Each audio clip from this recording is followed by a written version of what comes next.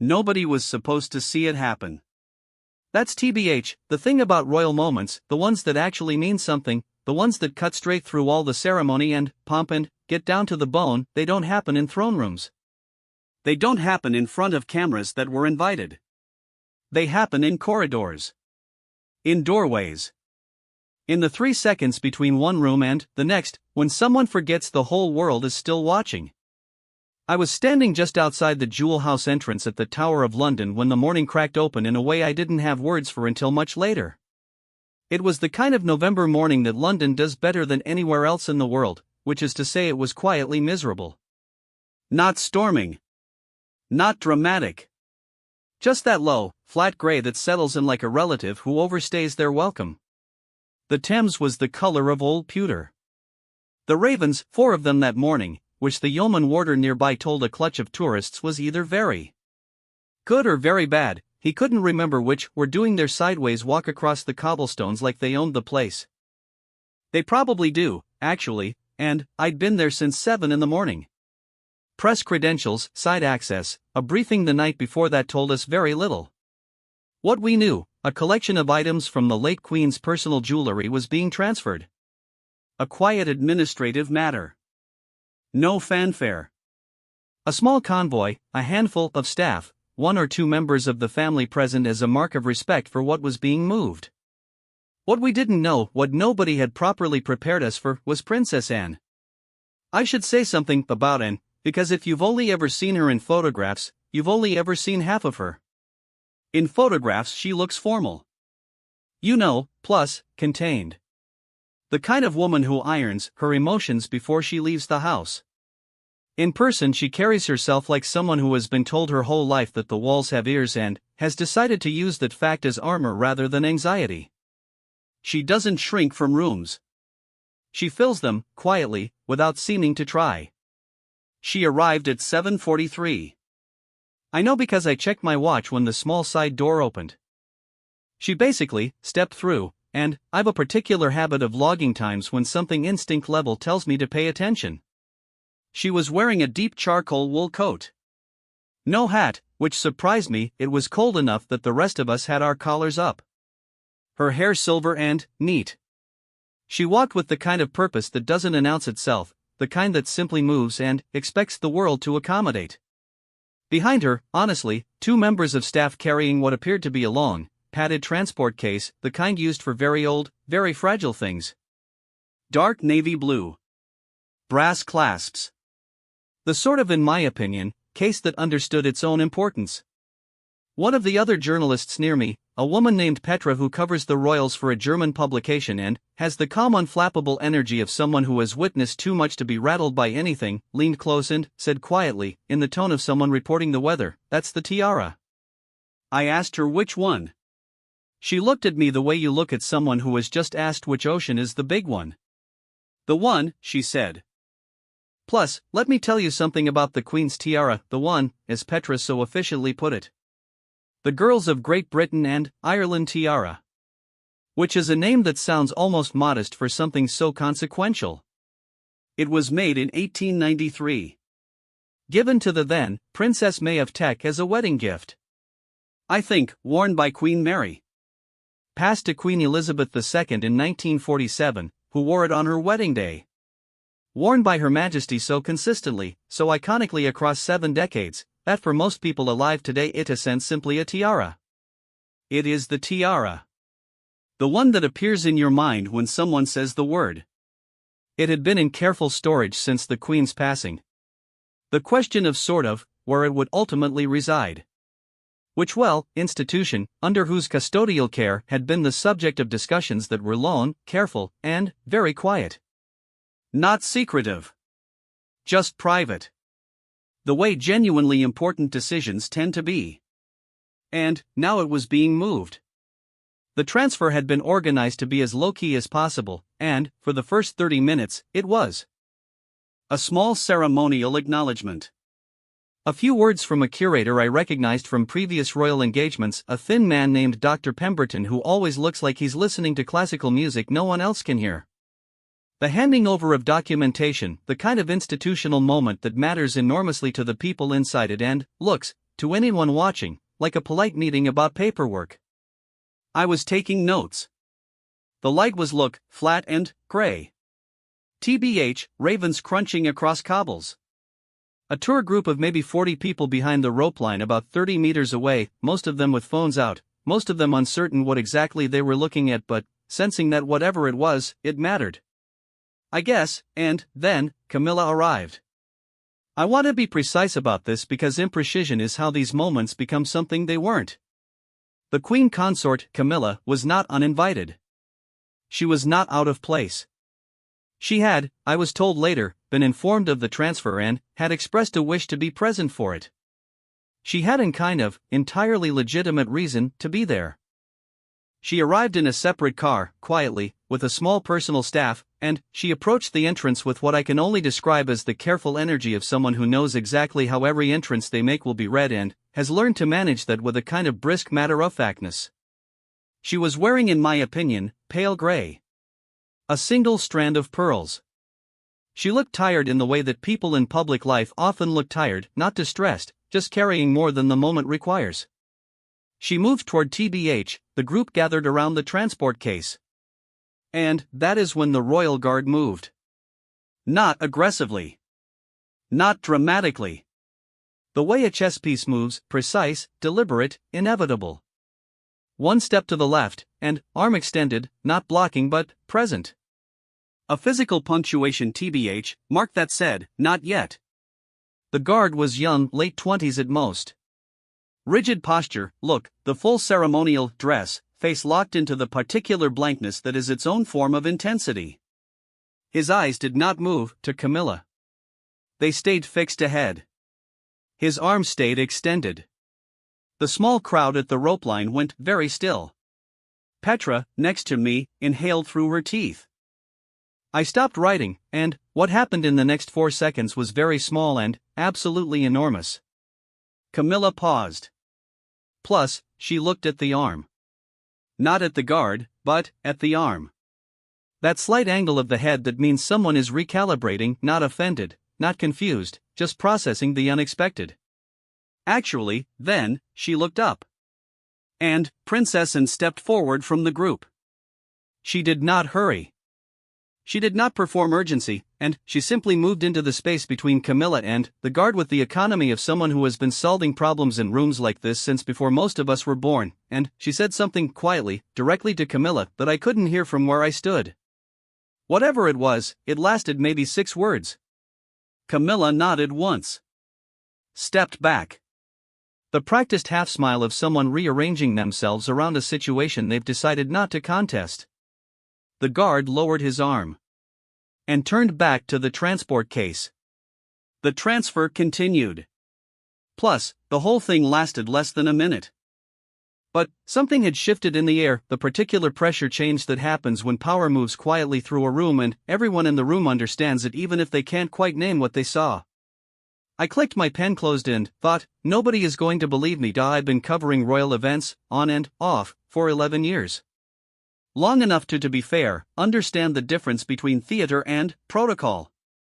Long enough to know that most of what looks like drama is actually choreography, and most of what looks like choreography occasionally cracks open into something real. You develop a nose for it. The slight tension in a private secretary's jaw. The way a car pauses 3 seconds too long before the door opens. The way someone's hands move when they're holding something they weren't expecting to hold. The guard's name, I found out 2 days later through a contact in the household division, was Corporal James Whitmore. 27 years old. 3 years in ceremonial duties. Commendation the previous year for conduct during a complicated situation at a public engagement that was never reported in detail. From Shropshire. Supported Shrewsbury Town. Mother was a nurse. Father drove lorries. None of which matters to the story. All of which makes the story make sense. After the transfer concluded and the small official party began to disperse, I did what any journalist with half a functioning instinct does. I didn't rush. I stayed near the perimeter. I watched where people went and how fast they went there, because urgency in departure tells you more than the event itself sometimes. Dr. and Pemberton, the classical music face curator, left quickly with the transport case and 2 additional security personnel. Professional, I guess, efficient, eyes on the task.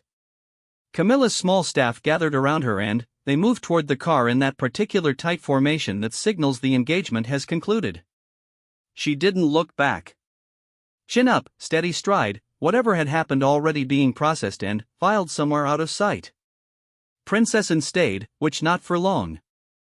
But long enough to speak briefly to one of the yeoman warders, an older man with a graying beard and the patient eyes of someone who has been standing in this courtyard for a quarter century and has decided to find it endlessly interesting rather than unbearably repetitive. She spoke with him for perhaps 2 minutes. He laughed once, she almost smiled. Then, she walked back toward the side entrance. She passed about 4 meters from where I was standing. I had my press credentials visible and I knew she could see them and always clocks every person in a room within 30 seconds. I've watched her do it, so I wasn't invisible to her. She didn't stop. She didn't make eye contact, but, as she passed, she said, without turning her head, in a voice pitched exactly loud enough to reach me and, no further, cold morning for it. And, she was through the door. I stood there for a moment. Cold morning for kind of, it, which 4 words that meant nothing and, somehow meant everything. An acknowledgement that I'd been standing in the November cold watching something I'd just watched. A small conversational stone dropped in the water. Like, no splash. No ripple you could point to, which in. Corporal Whitmore had been repositioned to his ceremonial post at the entrance arch by the time the main party dispersed. I walked, I think, past him on my way out, slowly, because that's allowed. Because that's what that space is for. He was stock still. Plus, face forward. Eyes that were looking at everything and recording nothing, the way well-trained people in high-visibility roles learn to see without appearing to. I want to tell you that I saw something in his expression. Some flicker of awareness, some residual electricity from what had just happened. I want to tell you that because it would make a better story. He was completely, perfectly still.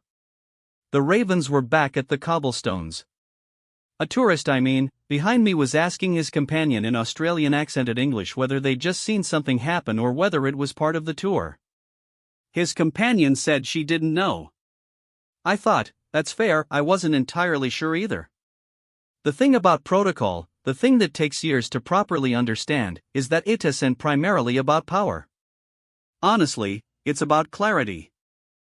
In institutions that large, in spaces where the symbolic and the practical have to coexist without one devouring the other, protocol exists.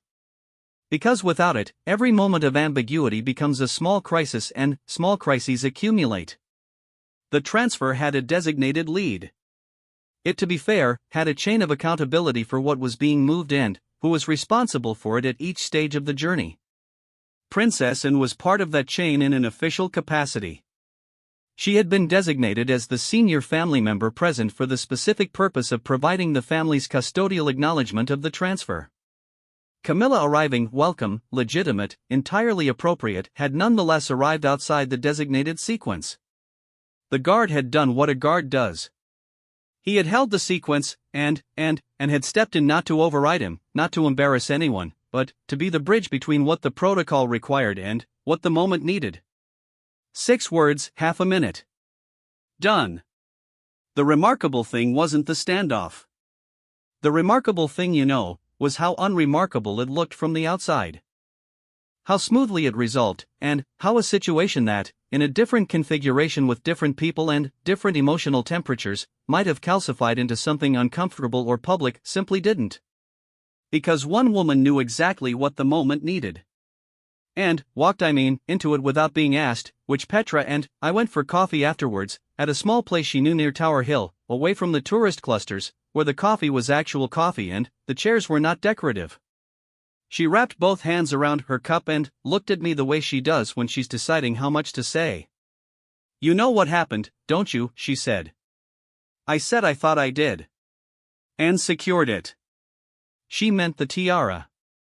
But she meant something else too. Not just the transfer. The whole thing, and everything that could have become complicated. She put her body between it and the complication. I asked what she thought the standoff was really about. She gave me the look again. I mean, the ocean-size look. It basically wasn't about Camilla, Petra said. It wasn't about who has precedence or who belongs where. It was about the tiara. About what the tiara means. And was the right person to hold that moment. Not because of rank.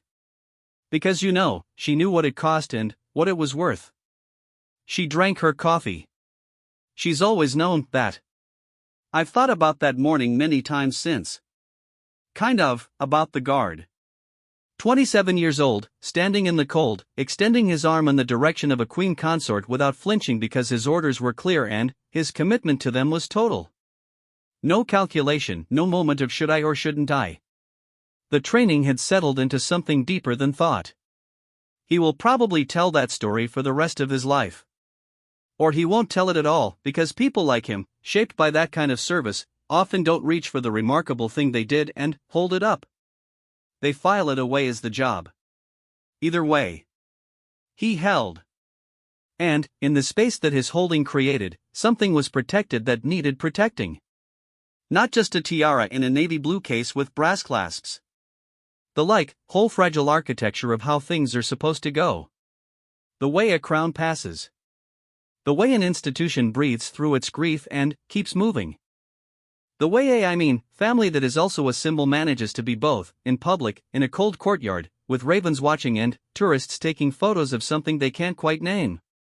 Corporal James Whitmore from Shropshire held his arm out.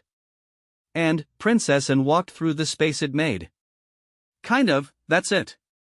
That's the whole story, really.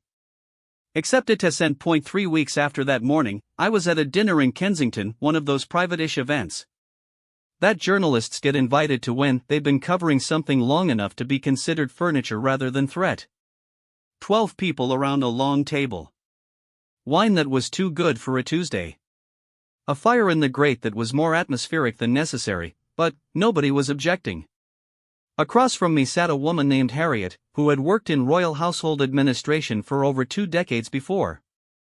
Retiring to write a book she kept describing as not a memoir, absolutely not, more of an institutional study, really. She had the particular manner of someone who has been inside very important rooms for a very long time. Has developed strong opinions about which stories deserve to travel and which ones should stay where they were. We got to talking about the transfer. Word had begun to circulate, quietly, in the way that things circulate in these circles, not gossiped, not amplified, just noted. People who had been there had mentioned it to people who asked. A few details had made their way into a brief item in one of the court-watching newsletters that nobody outside a specific 200 people subscribes to. Harriet set down her wineglass with the careful precision of someone making a decision. "Do you know why Anne was chosen for that particular morning?" she asked. I said I'd been told it was a family matter. Senior member, custodial acknowledgement, etc., which, that's the official answer. She straightened her fork for no reason. The real answer is that when they were deciding who should be there, and there was a discussion, there's always a discussion, someone in the room said, if anything goes sideways, who do you want standing in that courtyard? She picked up her wine again. And every person in the room said the same name. There's a thing that happens when someone has been reliable for long enough. Reliability stops being remarkable and becomes load-bearing. You stop noticing it the way you stop noticing the walls of a room you live in. Until the day a crack appears and you understand, with a cold clarity, exactly how much weight those walls were holding. And had been reliable for 50 years. Not loudly, and not in the way that generates profiles with words like beloved or warm or the adjectives reserved for royals the public feels tender toward. And has never particularly invited tenderness. She invites, in my opinion, something quieter and more durable, the specific trust you place in a person who has never, in your memory, dropped anything important. Her brother's coronation. Her mother's jubilees. The complicated international engagements. The events that required someone with enough authority to make decisions and enough discipline to make them without drama. Always Anne. Plus, she had been riding horses competitively since she was 15. She had carried out more official engagements per year than almost any other working royal for 3 consecutive decades. She had survived, and, I used that word deliberately, the full ongoing soap opera of public royal life with an expression that suggested she had long ago decided that if she was going to be observed, she was going to give the observers absolutely nothing to misread. Nothing performative. Plus, nothing that could be clipped, recontextualized, spun. Just the work. I asked Harriet what she thought the morning at the tower had actually meant. She considered this. You know what a tiara is, actually, she said. Not rhetorically, she wanted to see what I'd say. I gave the obvious answer. Decorative headpiece. Formal occasions, and symbolic. It's a statement of continuity, she said. Every time it was worn, every single time, it was the institution saying, we're still here, this is still what we're, the line continues. It doesn't matter what's happening outside. We put this on and, we stand in the room and, we say, still here. She looked at the fire. Moving it, physically moving it, putting it in a case and, carrying it through a courtyard is the most vulnerable that statement can be. It's in transit, which between meanings. And, what N did was make sure it wasn't in transit alone. I went back to the tower the following week. No official reason to be fair, no credentials. Just a for what it's worth, Tuesday afternoon, visitor ticket, full tourist access. I walked the outer ward with a couple hundred other people in November coats, past the bloody tower, down toward the jewel house where the crown jewels sit in their reinforced cases under careful lighting. I stood in front of the display cases for a long time. The visitors around me moved in that particular way people move through spaces of concentrated significance, slowly, quietly, phones raised for photos but voices dropped, as if the room has its own atmosphere and they've walked into it and are adjusting. The tiara was, in my opinion, not on display. Sort of, not yet. It would be, eventually, in whatever form that would take. But, that afternoon it was elsewhere. Plus, in its navy blue case with its brass clasps, in the care of people who understood what they were holding. I thought about the guard, and I thought about his arm. I thought about the 6 words and had said to Camilla, the 6 words I couldn't hear, that I'll never know, that weren't meant for me, and about how some moments belong entirely to the people inside them, and the only job of the person watching is to bear witness without inserting themselves. A child next to me pressed her face close to a glass case and fogged it with her breath, and her father, quietly, pulled her back. The room actually hummed with the sound of very many people being careful. There are stories you tell because they're dramatic. And there are stories you tell because something in them refuses to leave you alone. They lodge somewhere behind the sternum and sit there, patient, waiting. Not because they're the biggest thing you've ever witnessed. Sometimes because they're the smallest. Plus, because they compressed something enormous into a few seconds in a cold courtyard and you stood close enough to feel the compression and you're still, weeks later, turning it over. Here's what I keep coming back to, which the guard was 27 years old. He didn't waver. He didn't calculate, which he didn't look sideways at his colleagues for reassurance or look at Camilla's face to gauge whether the protocol was worth the moment. He held the protocol because the protocol was what he was. Because something had been handed to him, not a physical object. A responsibility, and he understood that the weight of it didn't care about his comfort level. He was, in look, that moment, exactly what his institution needed him to be. Well, and Anne, who has been many things to many people across 5 decades of public life, who has been called difficult and formidable and brusque and unsentimental, all of which are true and all of which missed the point and walked into the space the guard made, handled what needed handling with 6 words and half a minute, and walked back out. No flourish. Plus, no acknowledgement seeking. No lingering in the warmth of having done the right thing. Just the job, which just the unflinching, unglamorous, uncelebrated and absolutely essential job of being the person the room needed. The last thing I want to tell you about that morning is this. When the pretty much small official party finally dispersed and the courtyard was back to normal tourists and ravens and the flat grey London light, I noticed something I hadn't paid attention to before. One of the ravens had been standing maybe 10 feet from where the transfer had taken place. Just standing there. In that sideways, slightly imperial manner, they've head tilted. Eye bright, and watching. As if it had been asked to hold the space. As if it understood that some mornings require a witness, even a feathered one, and it had decided that this was one of those mornings, and it had stood in the cold and watched the whole thing without blinking, without moving, without flying away. The yeoman warder had told the tourists that morning that the presence of 4 ravens was either very good or very bad.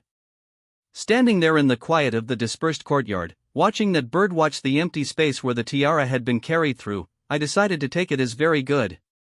Some things deserve to be seen. Some people deserve to be trusted with the weight of them. And, some mornings, when the grey light comes down flat over the Thames and the cold gets into the stones and the world keeps moving in all its complicated, grief-threaded, hopeful motion, someone holds their arm out. And the line continues. End.